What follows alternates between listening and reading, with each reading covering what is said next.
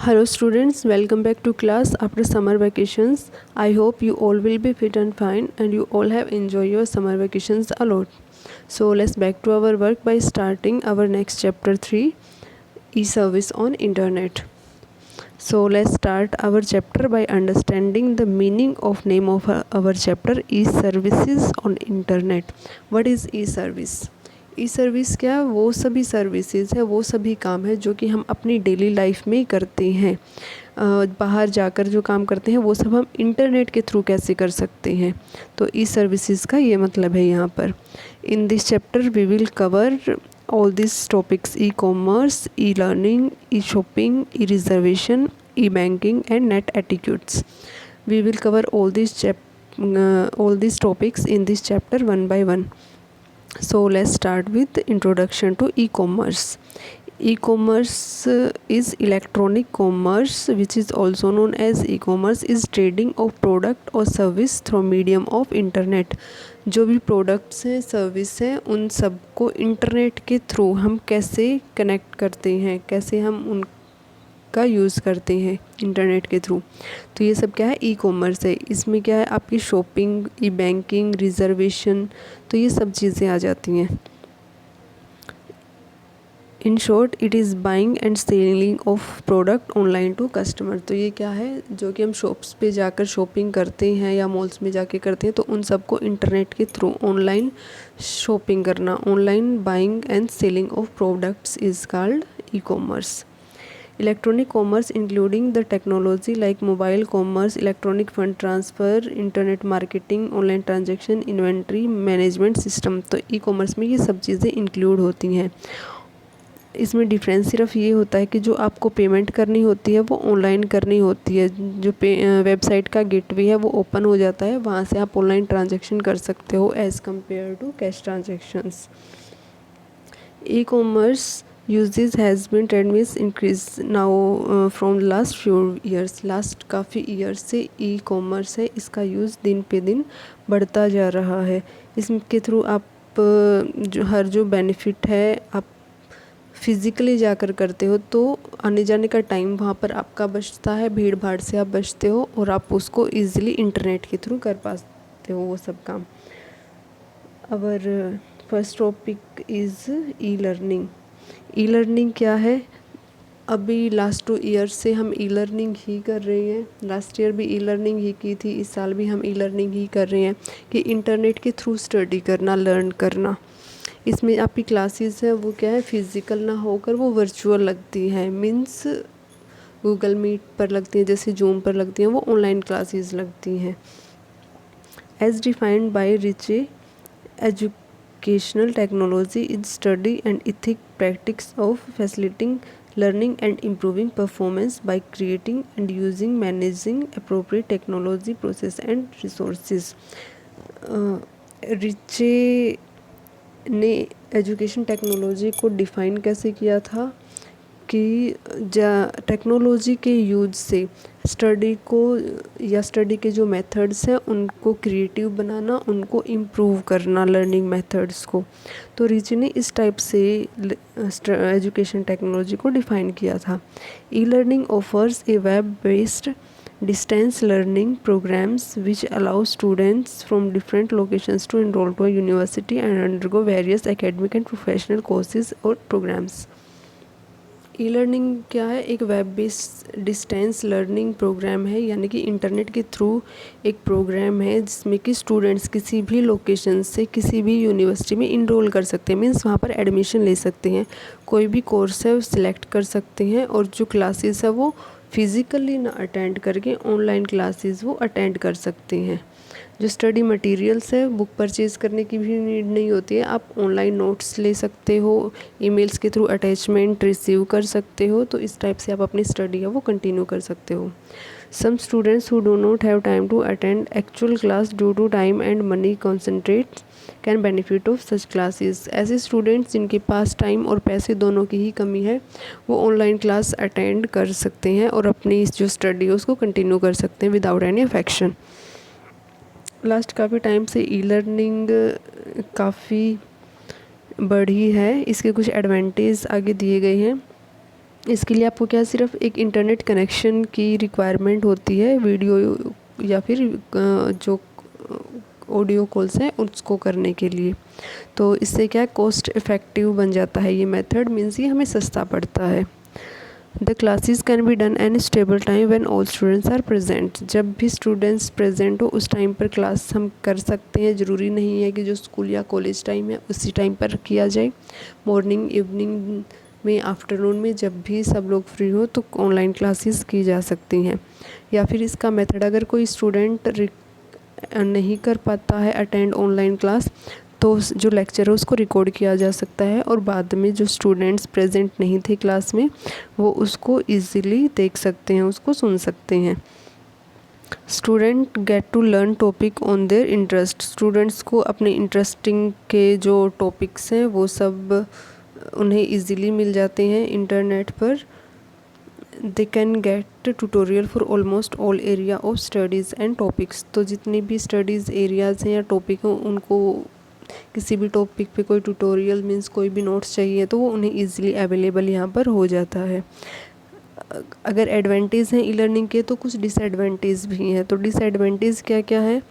सबसे पहला डिसएडवांटेज है कि आपका जो इंटरनेट कनेक्शन है एक तो वो रेगुलर होना चाहिए, कि ऐसा ना हो कि वो बीच बीच में फ्लक्चुएट होता रहे। तो उस टाइम पे आपकी जो क्लास है अगर ऑनलाइन चल रही है तो आप उसमें काफ़ी कुछ मिस कर सकते हैं। एक इसमें क्या है कि आप फिज़िकल प्रेजेंट नहीं होते हो तो स्टूडेंट और टीचर के बीच की जो इंटरेक्शन है उसको आप मिस कर देते हैं।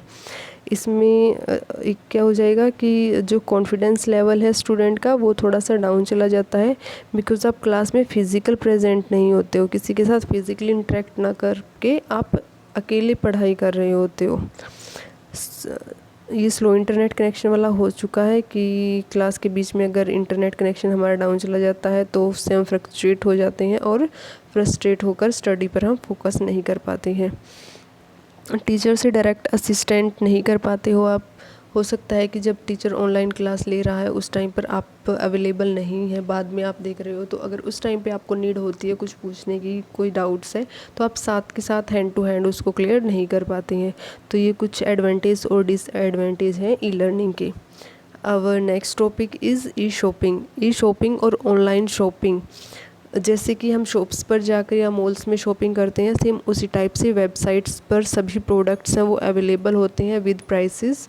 तो आप वहाँ से देखकर शॉपिंग कर सकते हो। शॉर्ट इसका जो ब्रीफ है शॉपिंग का वो यही है। इसमें यही सब चीज़ें हैं जो डिटेल्स में दी गई है।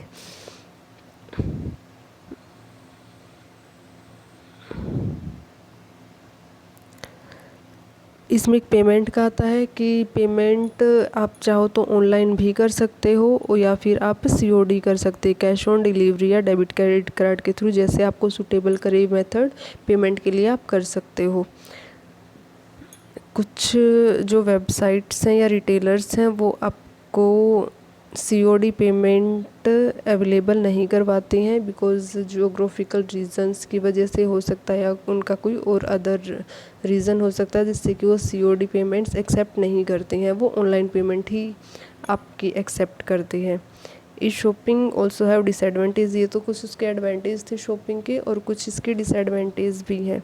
एक तो आप प्रोडक्ट को क्या है देख नहीं सकते हैं, सिर्फ देख सकते हैं, व्यू कर सकते हैं, लेकिन उसको टच नहीं कर सकते, अपने हाथ में लेकर उसे देख नहीं सकते अच्छे से। Even worse when you are buying clothes and shoe online, जब आप शूज़ या क्लोथ्स परचेज़ कर रहे होते हैं तो उस टाइम पर ज़्यादा प्रॉब्लम हो जाती है, बिकॉज़ हो सकता है कि ये आपके साइज़ के अकॉर्डिंग परफेक्ट ना आए, आपको अच्छे से फिट ना आए। इसमें आपको कई बार शिपिंग चार्जेस भी पे करने पड़ जाते हैं। हालांकि कई रिटेलर्स होते हैं जो एक फ़िक्स अमाउंट के बाद आपसे शिपिंग चार्जेस नहीं लेते हैं, लेकिन अगर उस फिक्स अमाउंट से कम की आप शॉपिंग कर रहे हैं तो आपको शिपिंग जो चार्जेस है देने होते हैं। Some people feel that online shopping is not secure enough. कुछ लोग समझते हैं कि ऑनलाइन शॉपिंग जो है वो सिक्योर नहीं है, पेमेंट के मामले में भी है ये, और जो आपकी कॉन्फिडेंशियल इंफॉर्मेशन आप शेयर करते हो वेबसाइट के साथ वो ट्रस्टवर्दी हो ना हो, तो इसके लिए क्या ये थोड़ा अनसिक्योर रहती है। In the recent time, most retailers have come with policy of returns and refunds. आज के टाइम में मोस्टली रिटेलर्स हो गया रिफ़ंड और रिटर्न की पॉलिसी है प्रोवाइड करते हैं कस्टमर्स को, ताकि अगर कोई प्रोडक्ट हमें पसंद नहीं आता है या हमारा साइज़ के अकॉर्डिंग हमें फिट नहीं आ रहा है तो हम उसको रिटर्न कर सकते हैं, या फिर अगर एक्सचेंज करवाना है तो एक्सचेंज ऑफ़र भी यहाँ पर अवेलेबल होती हैं। अगर आप रिटर्न करते हो तो उस टाइम पर आपने जो पेमेंट की है, जो आपका मनी है, वो आपके बैंक वॉलेट में आ जाता है। कुछ ई कॉमर्स की वेबसाइट्स हैं जो पॉपुलर है काफ़ी, अमेज़न इंडिया है, ईबे, फ्लिपकार्ट, स्नैपडील और भी काफ़ी सारी वेबसाइट्स हैं जो जहाँ से कि आप ई शॉपिंग कर सकते हैं।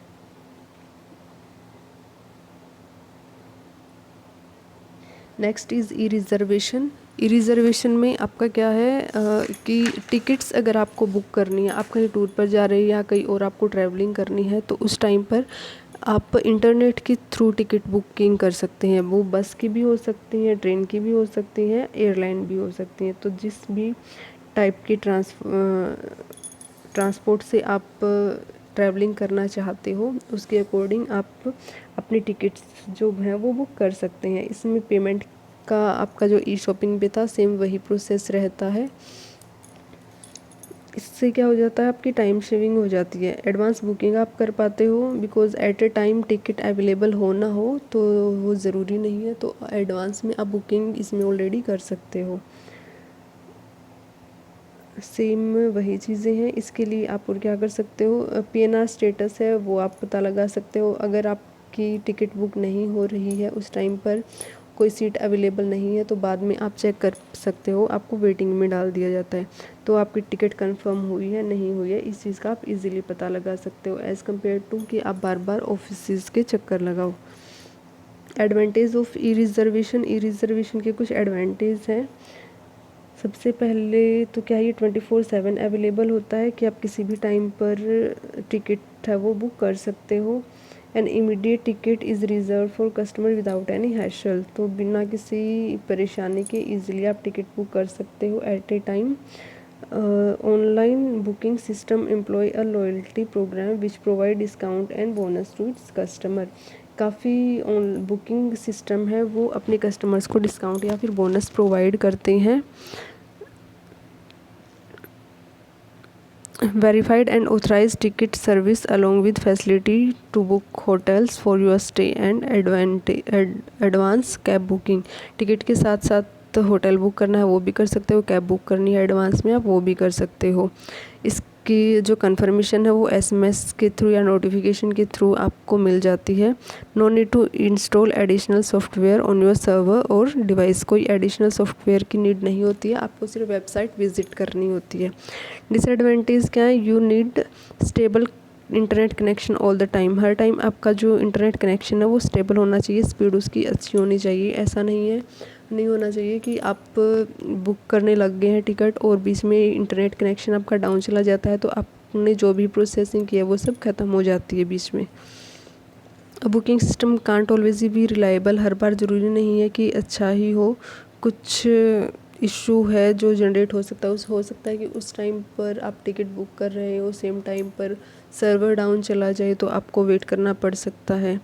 Online payment gateway also pose a higher security threat. अगर ऑनलाइन पेमेंट करते हो तो वही अनसिक्योर रहता है, कुछ सिक्योरिटी थ्रेट्स इसमें भी प्रेजेंट होते हैं। Most reservation sites employ additional charges and handling fees. काफ़ी जो रिजर्वेशन साइट्स हैं वो अपने कस्टमर से हैंडलिंग चार्जेस या कुछ एडिशनल चार्जेस भी लेते हैं, अपने सर्विस चार्जेस वो लेते हैं। तो आज की क्लास के लिए इतना ही। बाकी जो टॉपिक्स इसके रहते हैं ई बैंकिंग एंड नेट एटिक्यूट्स वो हम नेक्स्ट वीडियो में डिस्कस करेंगे। So please read this chapter carefully. If any student faces any type of difficulty or doubt then they can ask me. So thank you for watching. Please like, share and subscribe my channel.